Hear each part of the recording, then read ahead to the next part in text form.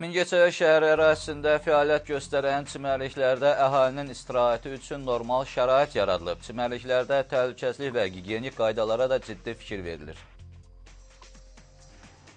Fövqəladə Hallar Nazirliyinin Mingəçevir Dövlət Sularda Xilas Etmə Xidməti çimərlik mövsümünə hazırdır. Qurumun texnika parkında olan 7 kater və 1 skuter tam hazır vəziyyətə gətirilib. Xidmətin xilas ediciləri hər gün saat 9-dan 21-ədək çimərliklərdə nəzarət işini həyata keçirirlər. Mən həmişə burada bu çimərlikdə dincəlməyə gəlirəm və burada şahidiyəm ki, burada hər hansı bir fövqəladə bir hadisə baş verəndə fövqələdənin xilas ediciləri onları həmişə tez qarşısını alır.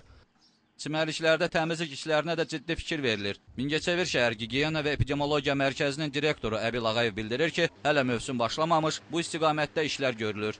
Çimərlik mövsümü başlamamışdan əvvəl, bir ay əvvəl biz Mənzil Kommunal Təsərrüfat İstehsalat Birliyinə məktubla müraciət edirik. Və yoxlamamızın nəticəsini, orada aşkar edilmiş nöqsanları həmin məktubda göstəririk. Çimərliklərdə nəzarət işini həyata keçirən şəxslər də bildirirlər ki, onlar əhalinin normal istirahətini təmin etməyə çalışırlar. Şahin Qurbanzadə, Samir Mirzəliyev, Mingəçevir.